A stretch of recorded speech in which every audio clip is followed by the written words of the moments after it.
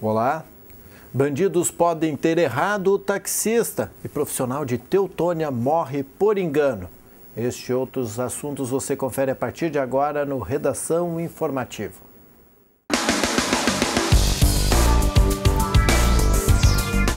O taxista José Guilherme Fel, de 55 anos, assassinado no dia 22 de abril em Paverama, pode ter sido morto por engano.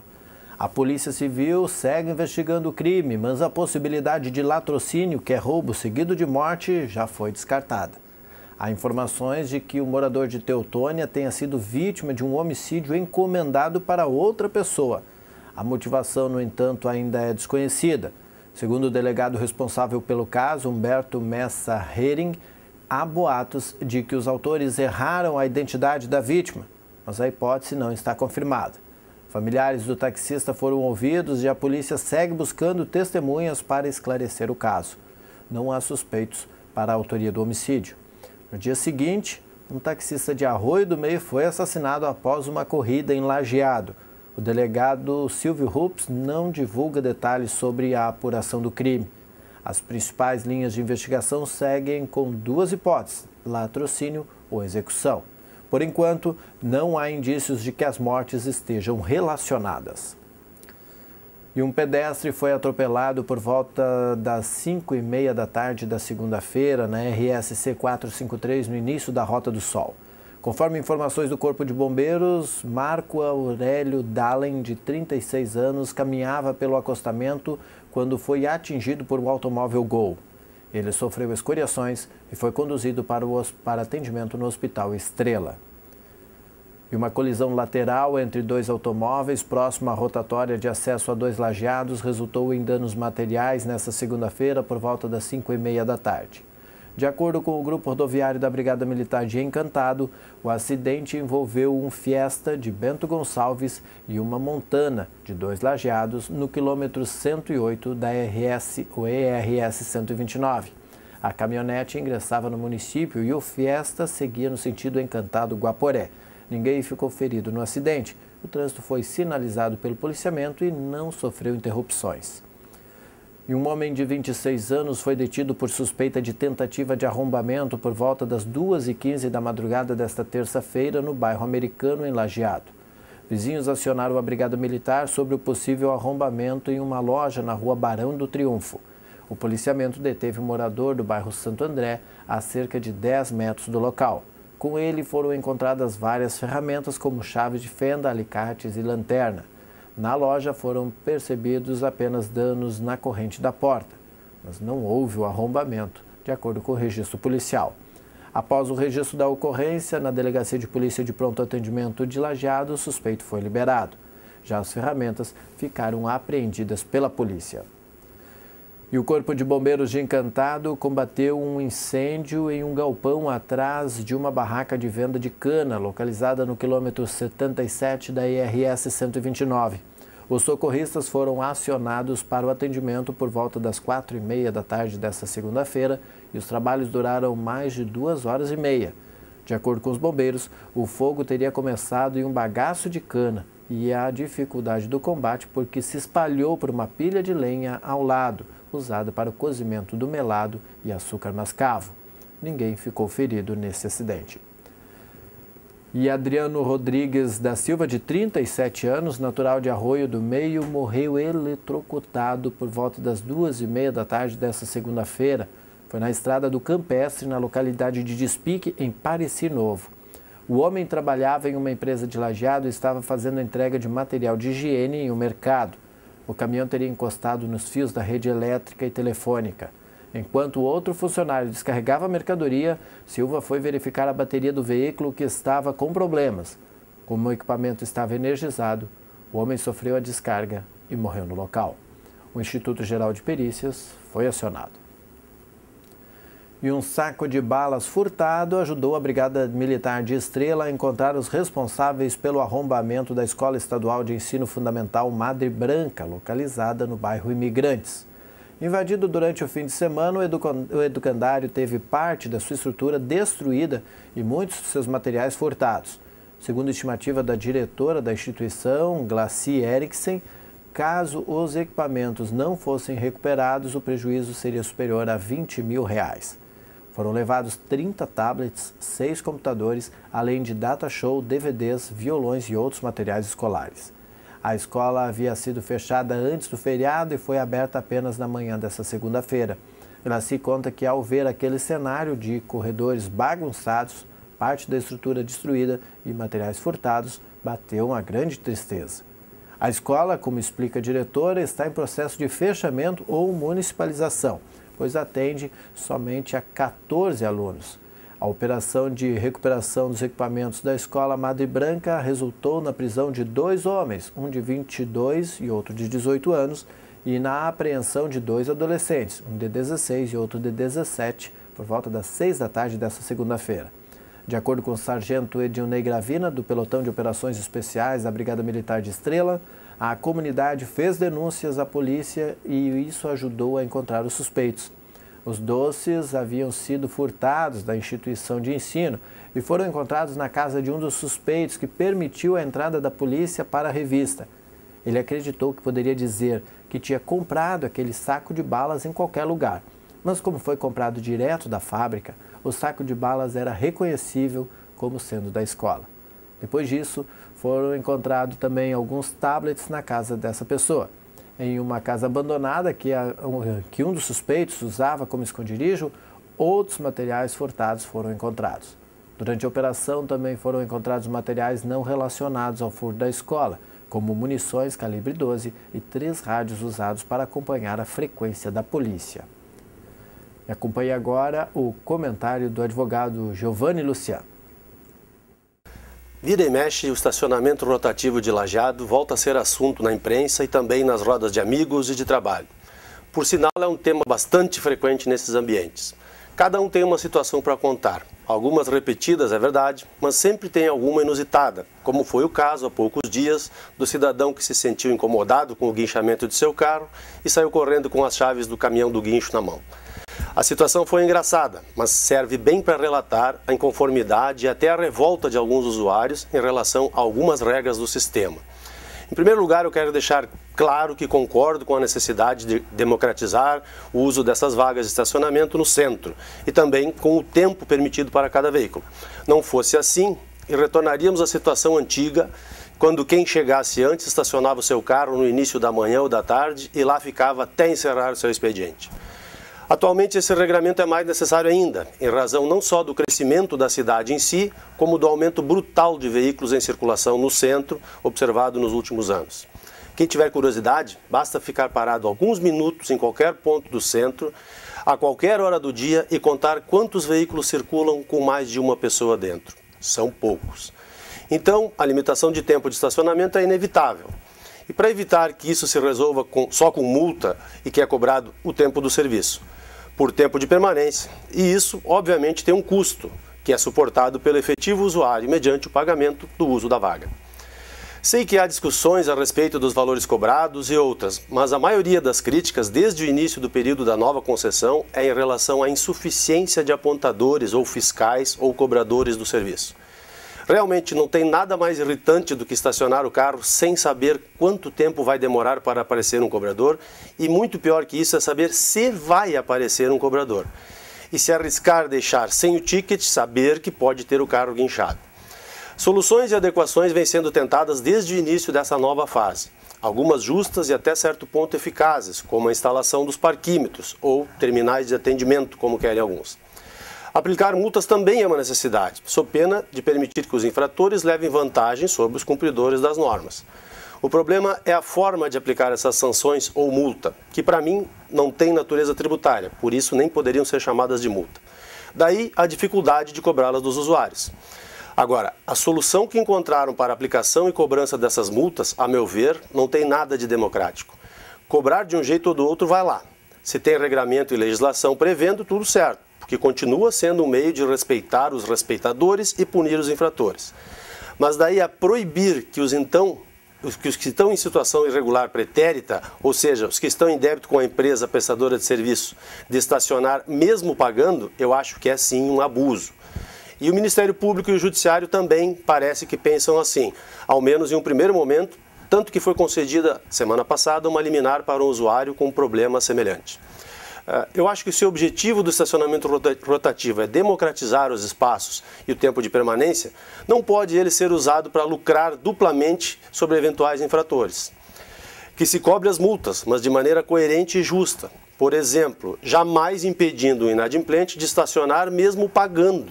Isto é julgar, condenar e executar, poderes que acho que extrapolam as competências da empresa concessionária. Não seria melhor se cobrassem a multa, convertendo ao menos uma parte do valor em crédito para uso futuro? Ninguém sai perdendo e ninguém sai lucrando mais do que necessário.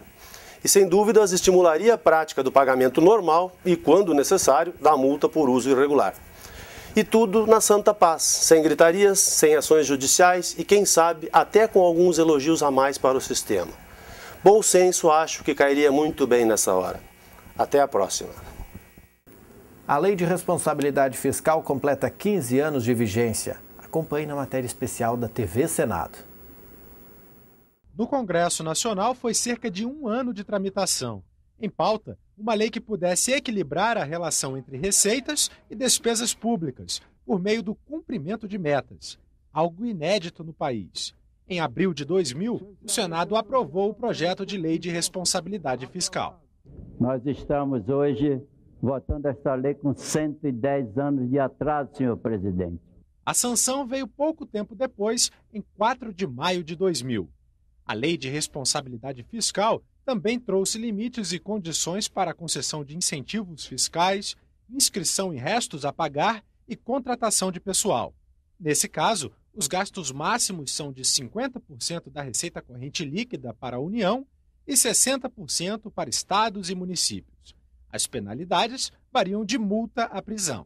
Na década de 90, o país viveu uma séria crise, com vários estados e municípios endividados, sem poder pagar as suas dívidas. A União faz um esforço enorme para assumir essa dívida de estados e municípios, que são os refinanciamentos, que são dívidas que foram fruto de uma gestão não responsável. Então, a LRF ela é concebida para aquela realidade que se tinha. Uma transformação importante, isso é qualidade e mérito da LRF, é que hoje a responsabilidade fiscal ela é vista quase de uma forma dogmática. A responsabilidade fiscal é um princípio da administração pública e os governos, de certa forma, reconhecem essa relevância, a importância da responsabilidade fiscal na atuação da administração financeira. Desde que foi sancionada, a lei sofreu apenas uma alteração. Foram incluídos dispositivos para aumentar a transparência, como a realização de audiências públicas durante os processos de elaboração dos orçamentos e a liberação em tempo real de informações sobre as execuções orçamentárias. 15 anos depois de criada, é considerada pelos senadores um avanço para o país. Todo gestor público hoje sabe que, se não obedecer às regras impostas pela Lei de Responsabilidade Fiscal, ele vai responder na justiça, vai responder criminalmente, inclusive. Então, nós, do país, temos que parabenizar a forma como essa Lei de Responsabilidade Fiscal foi aprovada no Congresso Nacional, mas como está sendo executada e fiscalizada no nosso país. Parlamentares também consideram que podem aprimorar o texto. Estabelecer normas de limite prudencial para o setor educacional. Talvez essa seja uma mudança admissível, né? Porque é preciso valorizar a profissão do professor. E as unidades federativas estão impossibilitadas de pagar melhor remuneração a professores em razão do limite prudencial. Mas mais transparência ainda. E de preferência uma transparência online, como se diz hoje, automático, e não a cada ano a gente descobre os erros que foram cometidos no ano anterior. Tem que ser todo dia, a gente saber como é que andam as contas públicas. Em Estrela, 502 famílias se beneficiam com o programa Bolsa Família, entre as quais 17 são indígenas. O auxílio de R$ 170 em média é fornecido para 11 bairros estrelenses e 7 localidades do interior. O bairro que mais tem famílias integradas ao programa é o Moinhos, com 107, seguido do Imigrantes, com 102, e um terceiro Boa União, com 72. Em abril, o valor transferido pelo governo federal em benefício para as famílias atendidas ultrapassou os R$ 85 mil.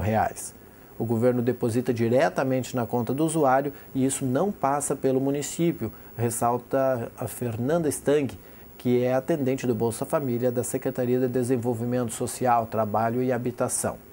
O Bolsa ampara quem está em estado de vulnerabilidade social. Contudo, o benefício não tem o propósito de ser permanente. No período em que as famílias o recebem, são oferecidos cursos e oficinas para que chefes de famílias possam se qualificar e assim obter renda e emancipar-se do programa.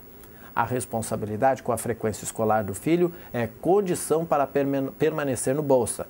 Em Estrela, a assiduidade é exigida. E a Prefeitura de Venâncio Aires apresenta um projeto de distrito industrial. Andréa Martins acompanhou a reunião no Palácio Piratini e traz informações.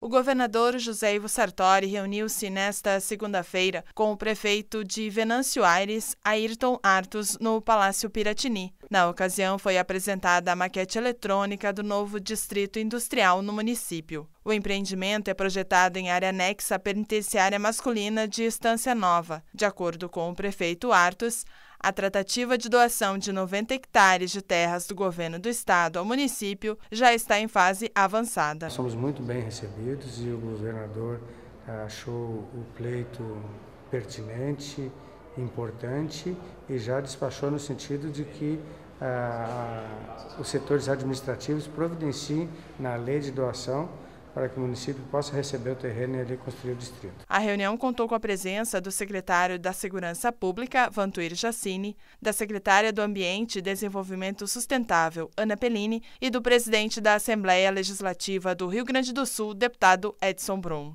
De acordo com a tipificação nacional de serviços socioassistenciais que são ofertados pelo CRAS, o serviço realizado em grupos é organizado a partir de percursos, de modo a garantir aquisições progressivas aos seus usuários, de acordo com o ciclo de vida, a fim de complementar o trabalho social. Este trabalho organiza-se de modo a ampliar trocas culturais e de vivências, desenvolver o sentido de pertença e de identidade, além de fortalecer vínculos familiares e incentivar a socialização e a convivência comunitária. São considerados serviços de convivência e fortalecimento de vínculos os serviços para crianças de até 6 anos, o serviço para crianças e adolescentes de 6 a 15 anos e o serviço para adolescentes e jovens de 15 a 17 anos. Na segunda, o grupo do CRAS reuniu nas dependências da entidade, no qual desenvolveram atividades referentes ao relacionamento e respeito com os colegas. E, na oportunidade, também confeccionaram telas de bordado com lã. O CRAS atualmente conta com 2 grupos que, conforme o calendário, se reúnem todas as segundas-feiras. E prorrogados por 1 ano o prazo para inscrição no Cadastro Ambiental Rural. Veja com Leandro Alarcon.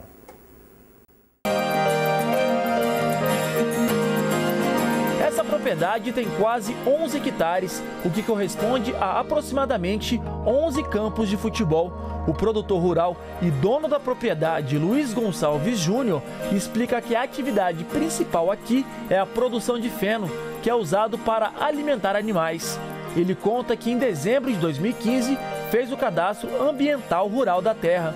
Esse cadastro é obrigatório e tem como objetivo determinar as áreas de preservação ambiental. O que a gente queria, fazer o nosso cadastro, informar nossa reserva legal, foi tudo rápido e muito fácil. Em questão de 15 dias, eles já nos ligaram dizendo, falou, seu Luiz, o cadastro ambiental de vocês já está tudo feito, todo pronto. Dos quase 11 hectares dessa propriedade rural, cerca de 2 são de preservação ambiental, que é justamente aquela área ali que fica próximo à barragem, que é responsável pelo abastecimento de mais da metade do Distrito Federal. Sem o cadastro ambiental rural, o proprietário rural enfrenta uma série de dificuldades, como, por exemplo, conseguir crédito para financiamento. Hoje, você chegando em uma instituição financeira precisando de recursos, primeira coisa que eles te abordam, documentação da propriedade e pergunta: sua propriedade ela tem a reserva legal já feita? O seu cadastro ambiental já foi feito? Além disso, o diretor-geral do Serviço Cadastral Brasileiro, Raimundo Deus Dará, explica que também fica mais difícil vender os produtos produzidos nas propriedades que ainda não possuem o cadastro ambiental. O que existe são impedimentos de mercado, por exemplo. Alguns compradores de produtos agrícolas já estão pedindo, nos seus contratos de compra e venda, o CAR. Então, compradores de carne, de hortifruti, diz: olha, se você tem cadastro ambiental rural, eu tenho uma garantia de estar comprando um produto agrícola que está vindo de uma propriedade com regularidade ambiental. Segundo dados levantados pelo Ministério do Meio Ambiente, até o final da semana passada, quase 70% das áreas localizadas na região norte já foram cadastradas. Em seguida, vem a região centro-oeste com 54%, depois a região sudeste com 27%, o Nordeste com 15% e, por último, a região Sul com 13%. Segundo a ministra do Meio Ambiente, até agora, 52% das áreas em todo o Brasil já foram cadastradas, o que representa mais de 1.400.000 imóveis rurais. O prazo para fazer o cadastro terminaria nesta terça-feira, mas o governo estendeu por mais um ano. Essa, segundo a ministra do Meio Ambiente, Isabela Teixeira, será a última chance dos proprietários rurais cumprirem a lei. O cadastro é a porta de entrada para o novo caminho em relação à lei ambiental e à regularização ambiental. Mais do que isso, competitividade, cota de reserva ambiental, pagamento de serviços ambientais, tudo que todo mundo falava o tempo inteiro, os instrumentos econômicos, se não fizer o cadastro, não vai conseguir ter alcance a isso. Isso e não se trata de querer, é uma obrigação nossa a gente procurar ser cada vez mais prudente.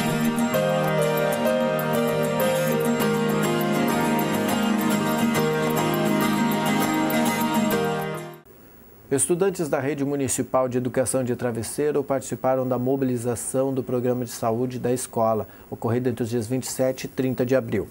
A atividade especial foi elaborada em todo o país, nos municípios que aderiram ao programa, mobilizando as escolas e equipes da Secretaria de Educação e da Secretaria da Saúde.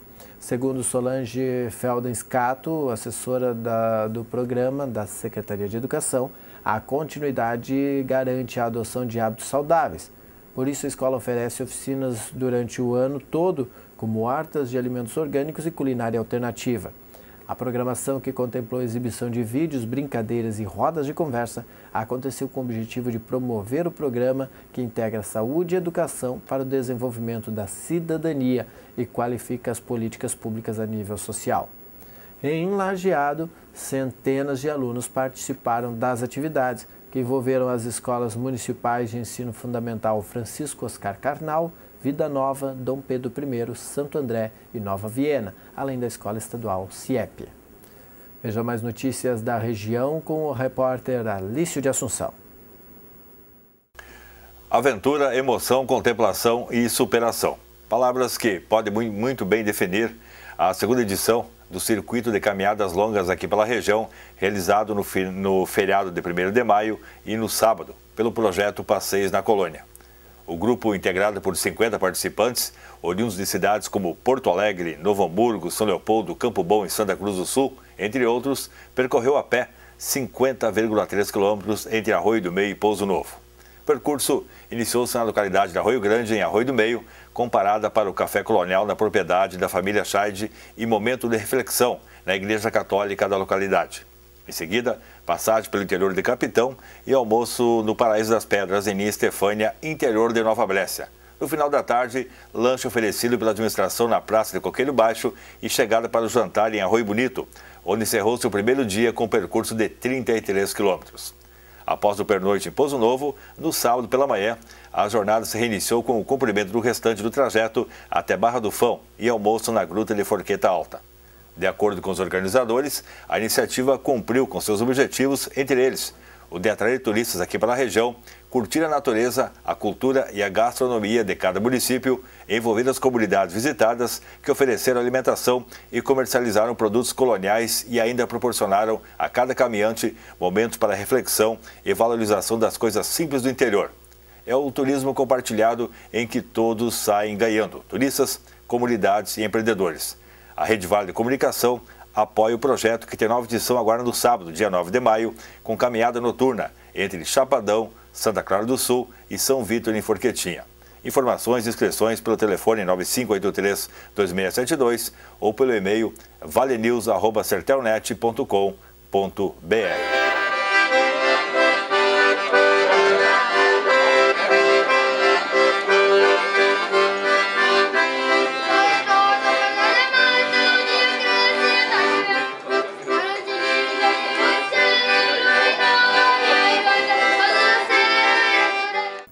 Obrigado, Alício. Medidas provisórias sobre benefícios previdenciários ainda aguardam a votação no Senado. Isabela Azevedo traz as informações direto do Palácio do Planalto.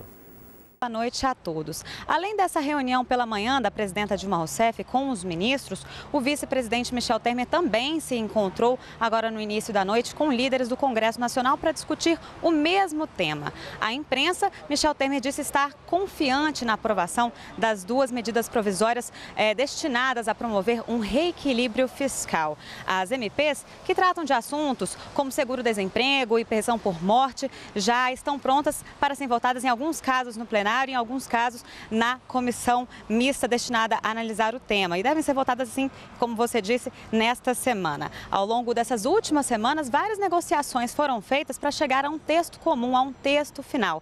E o vice-presidente disse que essas negociações já estão bem avançadas. Eu tenho a sensação, mais do que a sensação, de convicção de que a partir de amanhã, na terça e na quarta, quando nós votaremos, quando o Congresso irá votar a medida provisória 465 e 464, ela será coberta de êxito. Não tenho dúvida, porque isso é fundamental para o país. Eu estou fazendo reuniões com os partidos da base aliada, estou revelando, e todos sabemos, como é importante para os empresários, para os trabalhadores, que nós tenhamos esse ajuste para continuar com a economia muito saudável e muito forte no país. Então eu tenho, volto a dizer, a convicção de que nós vamos conseguir amanhã e quarta-feira uma vitória que não é uma vitória apenas do Congresso Nacional, não é uma vitória do governo, mas é uma vitória do Brasil. Durante essas negociações, durante as últimas 2 semanas de negociações, alguns pontos das medidas provisórias originais foram trocados, foram modificados para chegar a um acordo. Um exemplo é a questão do seguro-desemprego. No texto aprovado pela comissão mista, há uma carência de 12 meses de trabalho nos últimos 18 meses antes da demissão. Isso para concessão do benefício pela primeira vez. Já no texto original da medida provisória enviada ao Congresso, essa carência era de 18 meses nos 2 anos anteriores ao pedido, enfim, à demissão.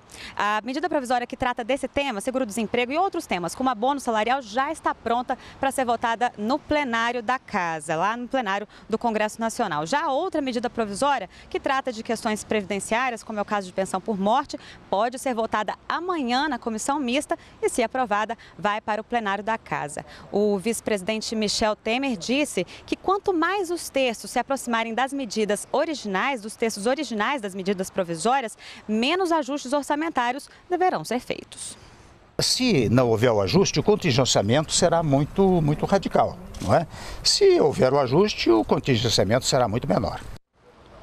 Pela manhã, o ministro da Secretaria da Comunicação Social da Presidência da República, Edinho Silva, também comentou as medidas provisórias, os encontros que aconteceram durante o dia e disse que essas medidas são essenciais para a retomada do crescimento de forma sustentável. No próximo domingo, Dia das Mães, acontece mais uma edição do projeto Arte na Praça. O encontro entre as 9 horas da manhã e as 5 da tarde se realiza na Praça João Zarte, no bairro Americano, e conta com mais de 30 expositores. Além do artesanato e obras de arte, a programação terá yoga, mostra de caricaturas, reiki, malabares, roda de capoeira e show de dança. As relações entre o Rio Grande do Sul e o Canadá são abordadas em audiência com o embaixador no Palácio Piratini.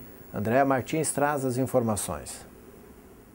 Em sua 4ª visita ao Rio Grande do Sul, o embaixador do Canadá no Brasil foi recebido nesta segunda-feira pelo governador José Ivo Sartori. No encontro, Jamal Cocar discutiu novos investimentos para o estado. Nós temos várias empresas canadenses aqui, investidores aqui. Estou aqui para discutir as novas possibilidades com o novo governo, o governador, que ele tem com ideias para os estados pelo futuro e como nós podemos, com o Canadá, trabalhar com o governo, as instituições e o setor privado para apoiar o estado. Nesta terça-feira, o embaixador Jamal Cocar tem agenda marcada com o secretário do Desenvolvimento Econômico, Ciência e Tecnologia, Fábio Branco. Em seguida, ele retorna para Brasília. A Univates cedia nos dias 14 e 15 de maio o 4º Congresso Estadual de Educação Física na Escola. Com o tema Cultura Corporal de Movimento, Diversidade e Ensino, o evento busca dar continuidade ao desenvolvimento histórico de atividades de formação inicial e continuada para professores na área de Educação Física Escolar, promovidas pelo curso de Educação Física, licenciatura da instituição. No evento serão desenvolvidas palestras temáticas, apresentações orais de textos e experiência e pesquisas científicas, além de oficinas. O objetivo é criar um espaço para discussão e troca de experiências entre acadêmicos, pesquisadores e profissionais da educação física e áreas afins acerca da educação física no contexto escolar. As inscrições para o congresso podem ser realizadas pelo site www.univates.br/inscrições/eventos, mediante o pagamento da taxa de R$ 45,00 para acadêmicos, R$ 55,00 para diplomados pela Univates e de R$ 65,00 para professores e comunidade em geral. Mais informações podem ser obtidas no www.univates.br/congresso-EF. E a vacinação contra a gripe agora começa em todo o país. O dia D será no próximo sábado. Veja com Ana Gabriela Salles.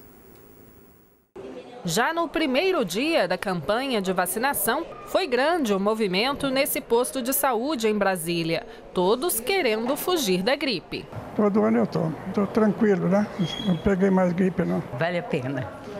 É muito bom. Além de pessoas acima dos 60 anos, a campanha também é voltada para crianças de 6 meses a menores de 5 anos. O Miguel, de 3, nem reclamou do furinho da agulha. Vale a pena tomar vacina? Sim. Por quê? Porque eu gosto. A mãe do Miguel conta que leva o filho todos os anos para a vacinação e vê o resultado na saúde dele. Todo ano, desde que ele nasceu, eu venho aqui e faço questão de vir no primeiro dia para ser imunizado, porque é importante que ele tenha, a prevenção das gripes, para não ficar sempre pegando resfriado. E ele nunca fica resfriado, é muito raro ele ficar, ele passa o ano inteirinho sem uma gripe. Além de idosos e crianças, também fazem parte do público-alvo da campanha gestantes, mulheres que tiverem neném há pouco tempo, população indígena, profissionais de saúde, população carcerária e pessoas com alguma doença crônica, como diabetes, por exemplo. A proteção vem antes da chegada da estação mais fria do ano. O inverno começa em junho e com ele aumenta o risco da gripe. De acordo com o Ministério da Saúde, a vacinação pode reduzir em até 45% as internações por causa de pneumonias e em até 75% o número de mortes por causa das complicações da gripe. A gente chama a população para que venha o quanto antes vacinar, porque você vacina e demora um período para estar protegido, né? Então demora de 7 a 10 dias para que você desenvolva a resposta que te protege. E os vírus já estão circulando na comunidade. E mesmo que a vacina cause incômodo, os efeitos colaterais passam rápido, segundo a enfermeira. Quando os efeitos aparecem, é alguma dor local, né? Uma certa vermelhidão, mas é autolimitado. Tem começo, meio, fim. Ele é geralmente no dia seguinte à vacinação. Os benefícios da vacina, eles superam os efeitos colaterais possíveis que algumas pessoas apresentam. Aprender é mudar. Este é o mote da 10ª edição da Feira de Oportunidades do Senac RS. Promovido anualmente em todas as escolas e balcões de atendimento do Senac no estado, o evento pretende capacitar mais de 100 mil pessoas gratuitamente entre os dias 4 e 8 de maio. A Feira de Oportunidades, que figura como uma das mais importantes ações de incentivo à educação no Rio Grande do Sul, tem como objetivo levar qualificação e orientação profissional gratuita a maior número de gaúchos. Ao longo das 9 edições, 373 mil pessoas passaram pelo evento, que acontece em mais de 60 pontos de atendimento e atinge os 497 municípios do estado. As atividades, que incluem palestras, workshops e oficinas, são abertas ao público e o valor da inscrição é simbólico, mediante a doação de 1 quilo de alimento não perecível. Para o diretor regional do Senac RS, José Paulo da Rosa, o evento cumpre o compromisso do Senac de educar para o trabalho. As atividades geram um certificado de participação que pode ser retirado após o evento. Mais informações e a programação completa de todas as unidades envolvidas estão disponíveis no site www.senacrs.com.br/Feira de Oportunidades. Audiências públicas vão debater medidas para combater a corrupção no país. Leonardo Meira traz as informações.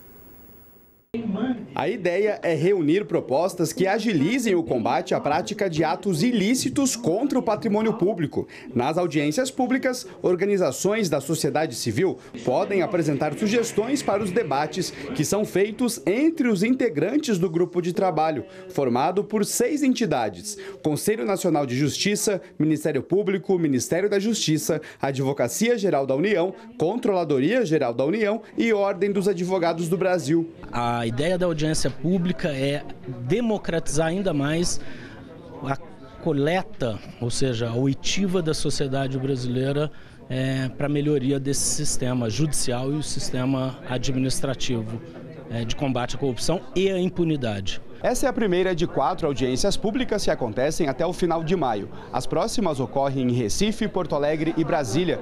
O relatório com os resultados do grupo de trabalho deve ser publicado até o início do 2º semestre. Na avaliação do representante da Ordem dos Advogados, o combate à corrupção avançou no país, mas ainda precisa ser aprimorado. A Lei de Acesso à Informação Pública, que é uma lei de uma importância